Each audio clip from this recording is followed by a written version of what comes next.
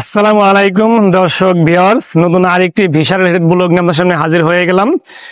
এর আগের ব্লগে আমাকে দেখছিলেন যে আমি ঠিক এই জায়গাতেই দাঁড়িয়ে কিন্তু আমি যে ভিসার টোকেন গুলো জমা দিয়েছিল আমার 5 জন সাবস্ক্রাইবার, তারা যে জমা দিয়ে কে ভিসা পেল কে ভিসা পেল না সেই বিষয়টি আলোচনা করব। আপনারা আমার ডান পাশে দেখতে পাচ্ছেন, এখানে কিন্তু একটি সময় ইন্ডিয়ান ভিসার ফাইল জমার জন্য কিন্তু হাজার হাজার লোক কিন্তু এখানে লাইন ধরতো, এখন কিন্তু সেই লাইনটি নেই। আপনারা জানেন যে এই মুহূর্তে সীমিত পরিসরে ইন্ডিয়ান সকল ভিসা চালু আছে। তো আমার হাতে একটি পাসপোর্ট কিন্তু এই মুহূর্তে আছে, যেটার পাসপোর্টে ভিসাটা লেগেছে। এ কিন্তু সিঙ্গেল মেডিকেল ভিসার জন্য আবেদন করেছিল। আমাকে কিন্তু অনেকেই জিজ্ঞাসা করেছেন যে এই মুহূর্তে অ্যাটেন্ডেন্স ছাড়া মেডিকেল ভিসা দিচ্ছে কিনা। অ্যাটেন্ডেন্স ছাড়া মেডিকেল ভিসা দিচ্ছে, এটি একটি কথা।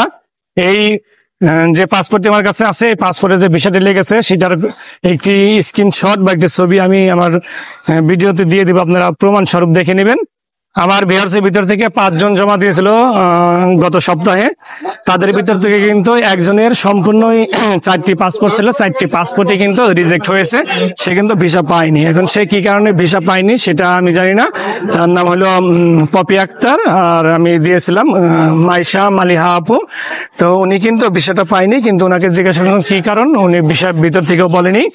তবে ওনাকে যতটুকু বুঝলাম যে ওনার অ্যাপয়েন্টমেন্ট ডেটটা ফেল হয়ে গেছিল, মানে এক্সপায়ার হয়ে গেছিল। গত মাসের 10 তারিখে ওনার অ্যাপয়েন্টমেন্ট নেওয়া ছিল, কিন্তু এই মাসের 10 তারিখ পর্যন্ত তার অ্যাপয়েন্টমেন্টটা কিন্তু ডেটটা ছিল, কিন্তু সে যখন জমা দিচ্ছে তখন তার এই অ্যাপয়েন্টমেন্টের ডেটটা ছিল না। আমি ধারণা করছি এই অ্যাপয়েন্টমেন্টের ডেটটা এক্সপায়ার হয়ে যাওয়ার কারণেই তার ভিসাটা হয়তো রিজেক্ট হয়েছে।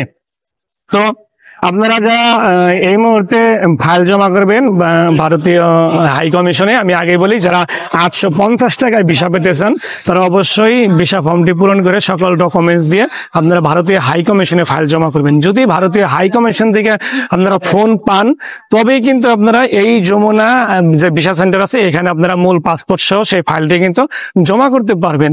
আর যদি আপনারা হাই কমিশন থেকে ফোন না পান তাহলে কিন্তু এখানে পাসপোর্টটি জমা করতে পারবেন না। এবং অনেকেই প্রশ্ন করেন যে কয় দিনের ভিতরে আপনারা ফোন পাবেন। আসলে 3 থেকে 7 দিনের ভিতরে যদি আপনারা ফোন পান তাহলে অবশ্যই সেটা ধরে নেবেন যে 3 থেকে 7 দিনের ভিতরে 90% সম্ভাবনা থাকে। যদি আপনার ডকুমেন্ট সব ঠিক থাকে তাহলে আপনি ফোন পাবেন। আর 3 থেকে 7 দিনের ভিতরে ফোন না পান তাহলে অবশ্যই আপনাকে 1 থেকে 1.5 মাস এবং অনেক সময় 2 মাসও অপেক্ষা করতে হতে পারে। তো আপনারা ধৈর্য হারা হবেন না। যদি 850 টাকা ভিসা পেতে চান তাহলে অবশ্যই ভারতীয় যে এম্বাসিটা আছে গুলশান 2-এ, যেটা বাড়িধারা প্লট নাম্বার 1 থেকে 3-এ অবস্থিত, সেখানে আপনারা ফাইল জমা করবেন। সেখান থেকে ফোন পেলে কিন্তু এখানে পাসপোর্টটি জমা করতে পারবেন। তো যেটা বলছিলাম যে আমার ভিউয়ার্সদের পক্ষ থেকে কিন্তু 5 জনের জমা দিয়েছিল, সেখানে 4 জনের ভিসা হয়েছে আর 1 জনের ভিসা হয়নি, সেটা রিজেক্ট হয়েছে। কি কারণে হয়েছে সেটা আমি ব্যাখ্যা করে দিলাম।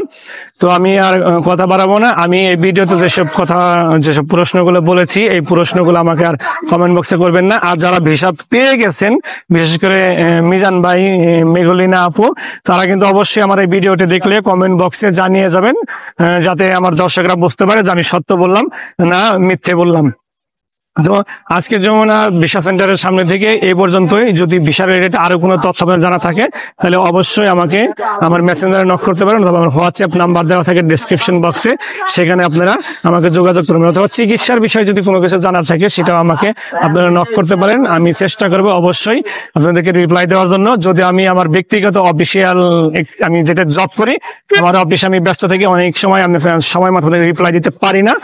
তবে আপনারা যারা আমাকে মেসেজ করবেন তারা একটু সময় নিয়ে করবেন, আমি যখন সময় পাই তখনই আপনাদেরকে আমি রিপ্লাই দিব। তো আজকে যমুনা ভিসা সেন্টারের সামনে থেকে এ পর্যন্ত আপনাদের জন্য। আর অন্য দিন অন্য কোনো জায়গা থেকে নতুন আরেকটি ভিসা রিলেটেড ব্লগ নিয়ে আশা করি ভালো একটি তথ্য নিয়ে আপনাদের সামনে হাজির হয়ে যাব। সে পর্যন্ত সকলে ভালো থাকবেন। খোদা হাফেজ।